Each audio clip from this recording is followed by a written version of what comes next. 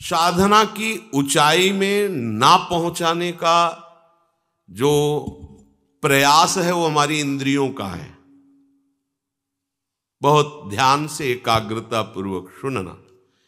जो हम प्रयासरत हैं पर हम साधना की ऊंचाई पर नहीं पहुंच पा रहे, इसमें सीधे अनुभवरा इंद्रियों की गुलामी। धैर्यपूर्वक सावधान होकर श्रवण करें। इंद्रियों की गुलामी, आप अपने को ज्ञानी माने, विद्वान माने, भगत माने, महात्मा माने, वीर माने, कुछ भी, ये गुलामी छूट जाए तो अभी तुम स्वरूप में स्थित हो जाओ। ये जो हमारी 5 ज्ञानेंद्रियां हैं, आंख, कान, नाक, जिह्वा और त्वचा,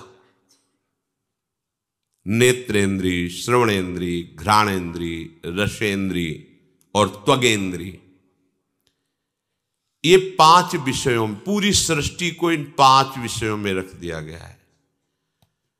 रूप, शब्द, गंध, रस, स्पर्श, ये 5 ज्ञान इंद्रियों के विषय हैं। आंख रूप, कान शब्द, नाक गंध, जिह्वा रस और त्वचा स्पर्श, इसी में सारे सुखों को, सारे विषयों को रख दिया गया है। जगत में ये केवल 5 ही प्रपंच का विस्तार किए हुए हैं। कोई इन 5 में फंसा है, कोई एक एक में फंसा है। उपासक को स्वतंत्रता तभी मिलेगी जब पहले शास्त्र और गुरु की परतंत्रता स्वीकार करे।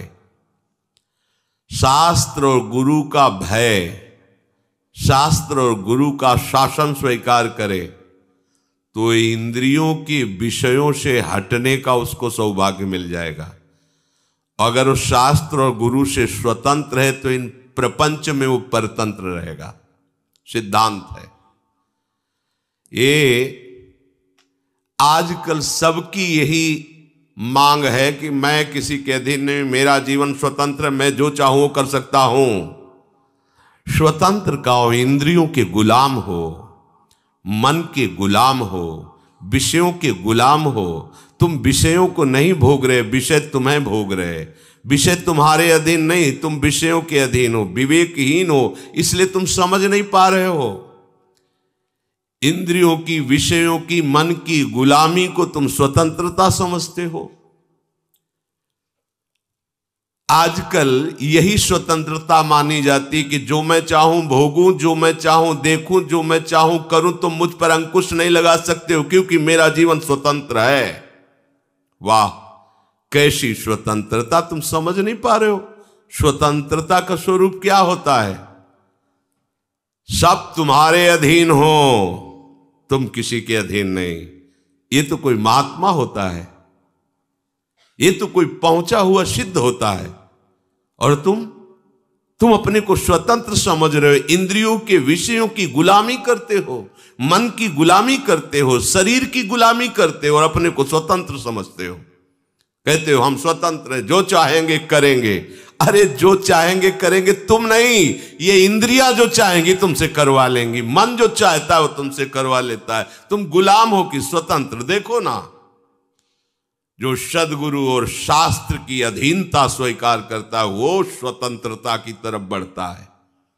जो मन और इंद्रियों की स्वीकार करता है वृत्ति, वो गुलामी है। चाहे जितना बड़ा वीर हो, बाहर विजय प्राप्त करने के लिए दौड़ता रहता है, पर इंद्रियों पर विजय, मन पर विजय तो कोई गुरु कृपा पात्र ही कर पाता है। मनुष्य शास्त्र की बात, संत की बात, महात्मा की बात, ग्रंथ की बात, आचार्य की बात को कहता मैं क्यों मानूं, मैं तो स्वतंत्र हूं। वाह, क्या स्वतंत्रता है! वो कह रहा है मैं स्वतंत्र हूं, घोषणा करता है मैं जो चाहूं कर सकता हूं। जरा धैर्यपूर्वक सोचो, तुम गुलाम हो कि स्वतंत्र हो? गुलाम हो, तुम स्वतंत्र नहीं हो। जब ये इंद्रियां तुम्हारे अधीन होंगी, मन तुम्हारे अधीन होगा, तुम विश्व के किसी भी विषय से प्रभावित नहीं होगे, तब तुम स्वतंत्रता की तरफ बढ़ रहे हो। पराजित होकर घुटने टेक देने वाले को गुलाम कहते, स्वतंत्र नहीं कहते। तुम ये विषय, इंद्रिय, मन, इनके गुलाम हो और भगवदानंद की अनुभूति करना चाहते हो, पहले इनकी गुलामी से हटो। भगवान शंकराचार्य जी से प्रश्न किया गया कि जगत को किसने जीता? जीतम जगत के न। ज्ञान समुद्र है, बड़े बड़े विद्वानों को एक क्षण में मौन करा देने वाले महापुरुष। प्रश्न हुआ, जीतम जगत के न, किसने संसार को जीता? कौन स्वतंत्र और विजयी माना जाएगा? उत्तर हुआ, मनो ही एनो।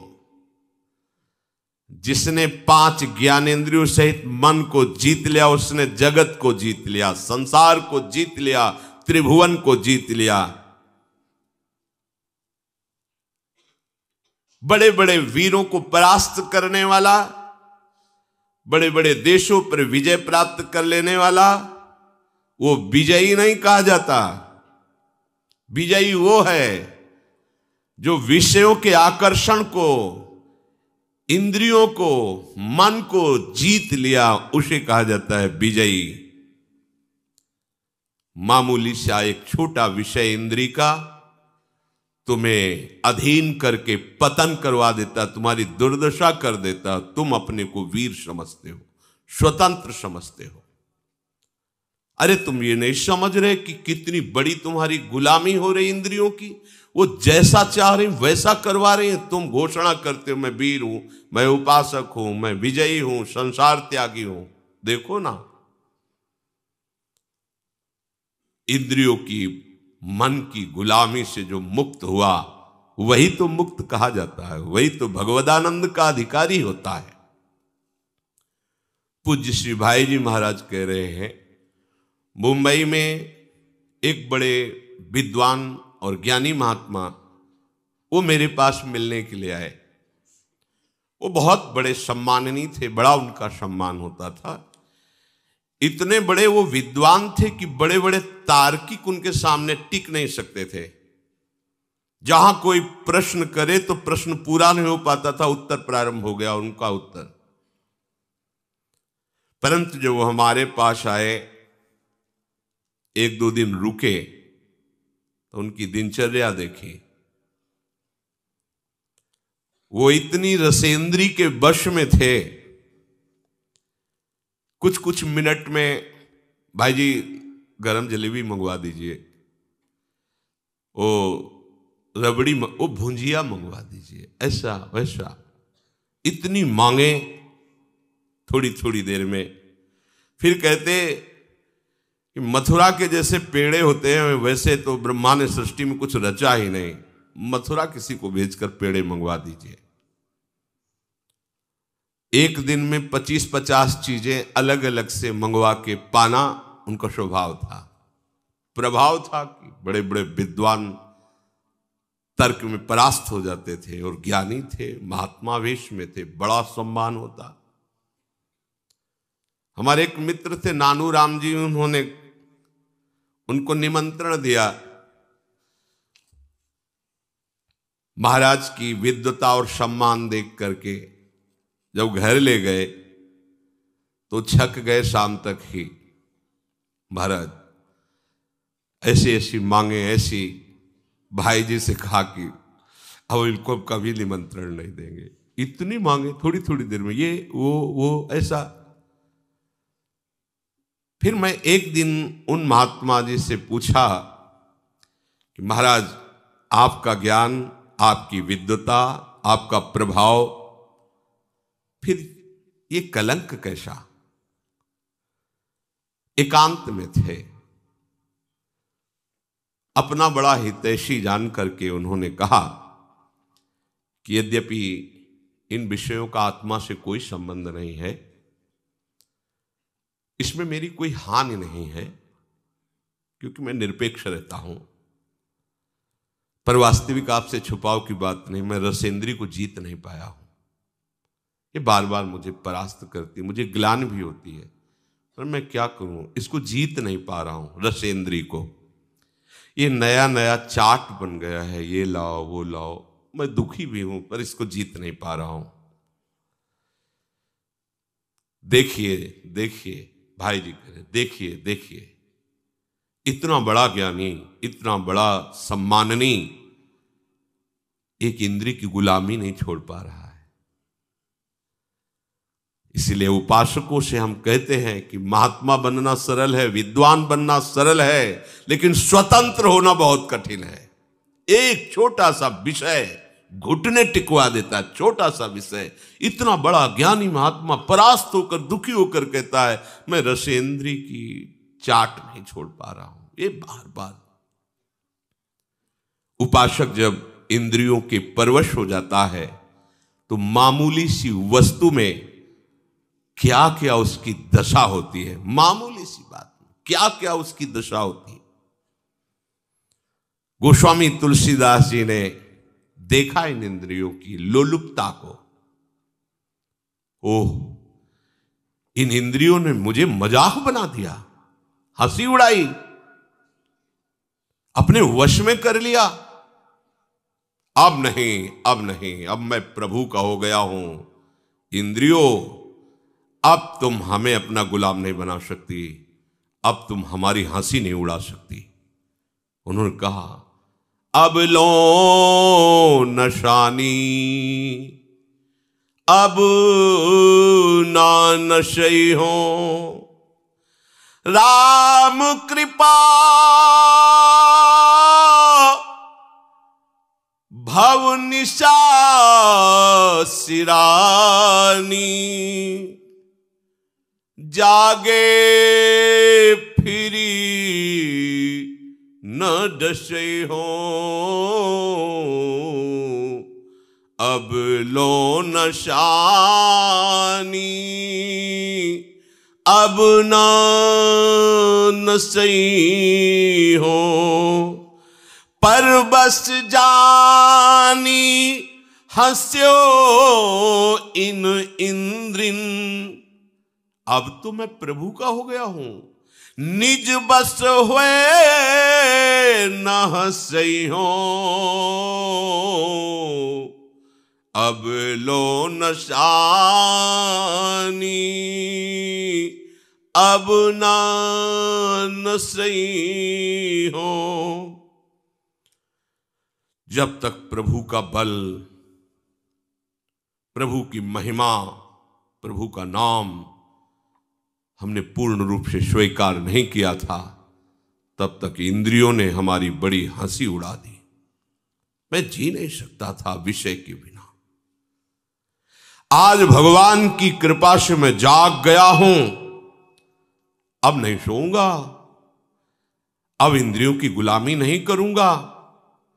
जब तक मैं प्रभु को पूर्ण समर्पित नहीं था, तब तक इंद्रियों ने मुझे गुलाम बना लिया।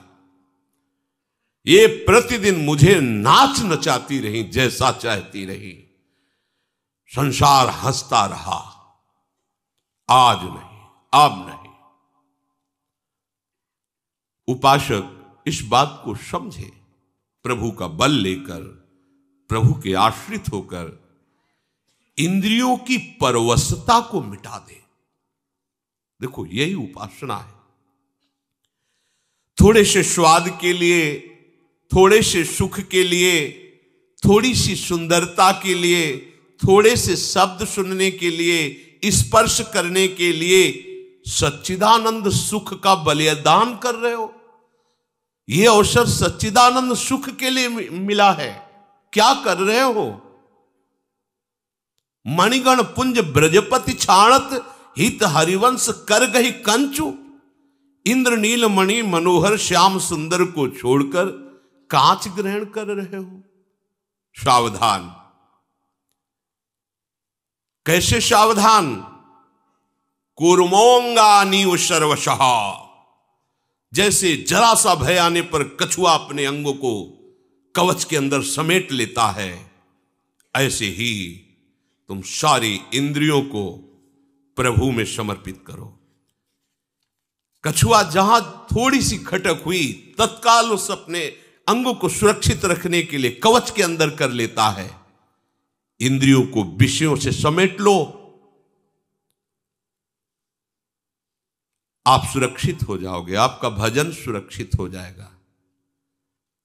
परांच खानी, ये इंद्रियों का स्वभाव है, ये बाहरी भागती हैं।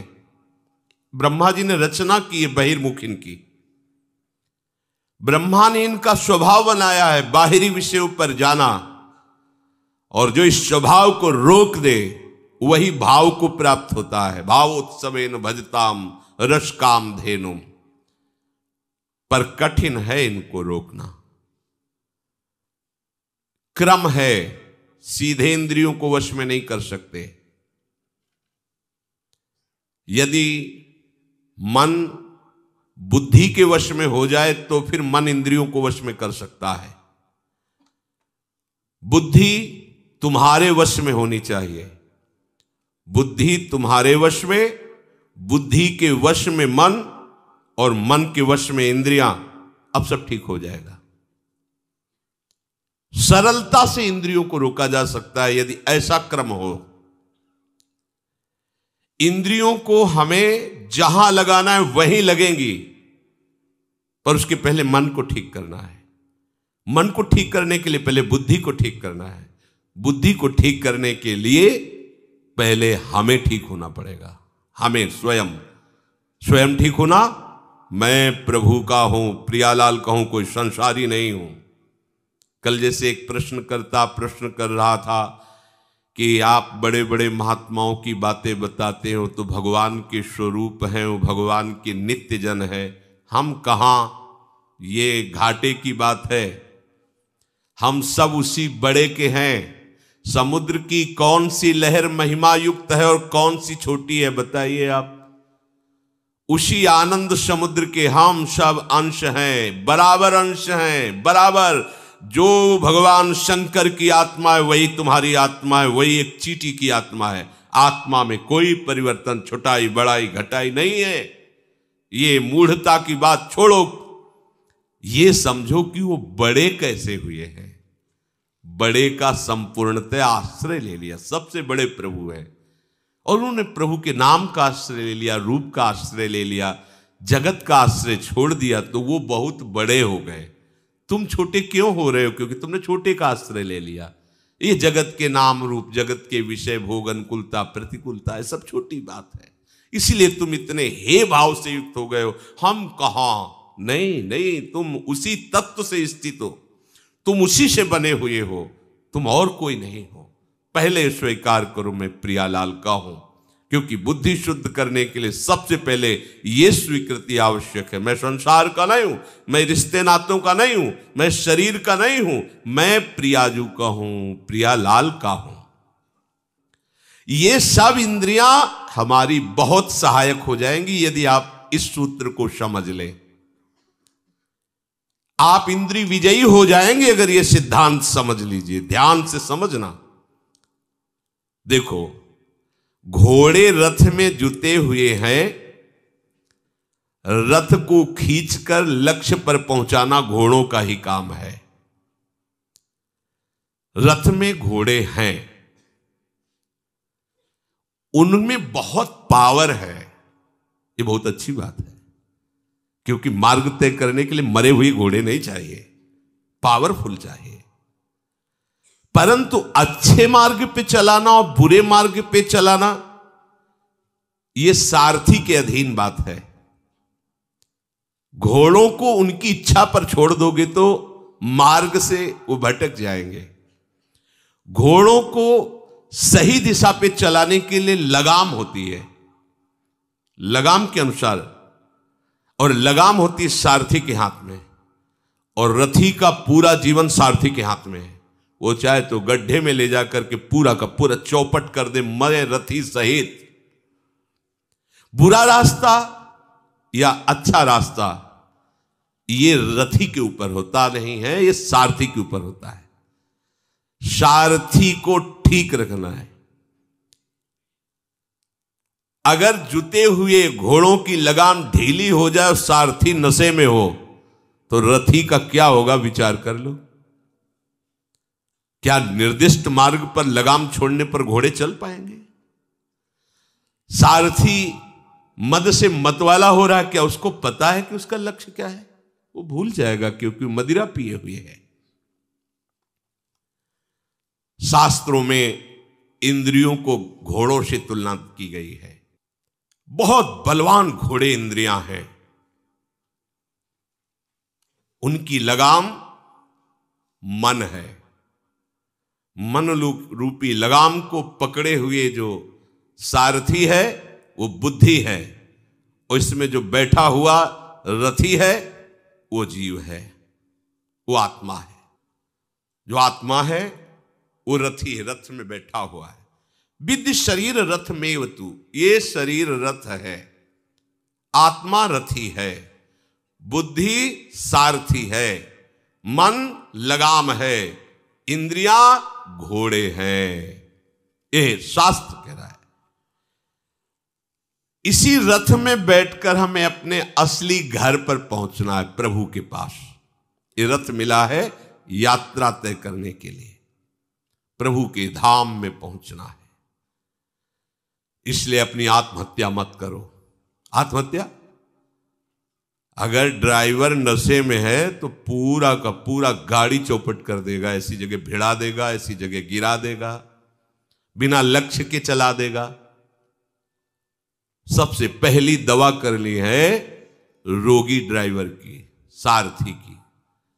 ये विषय रोग से ग्रसित बुद्धि, जिसने निश्चय किया है कि भोगों में सुख है, नशेबाज ड्राइवर है, और बहुत जोर की मदिरा चढ़ी, उससे तुमने पूरी की पूरी रथ और अपना जीवन समर्पित कर दिया, तो अब नष्ट ही होने के सिवा कोई मार्ग नहीं। विषयी बुद्धि कहां गिराएगी जाके, देख लो कैसी दुर्गति हो जाती है, नष्ट कर देती बुद्धि। क्या बताए, मेरी बुद्धि भ्रष्ट हो गई थी, मैंने ऐसा क्यों किया। आजीवन जेल, मरने के बाद नरक। एक घटना ने पूरे जीवन को बदल दिया। क्या हुआ? सारथी नशे में हो गया, लगाम ढीली कर दी, घोड़ों ने बलवान है, ऐसी जगह डाल दिया जाके पश्चाताप के सिवा हाथ में कुछ नहीं रहता।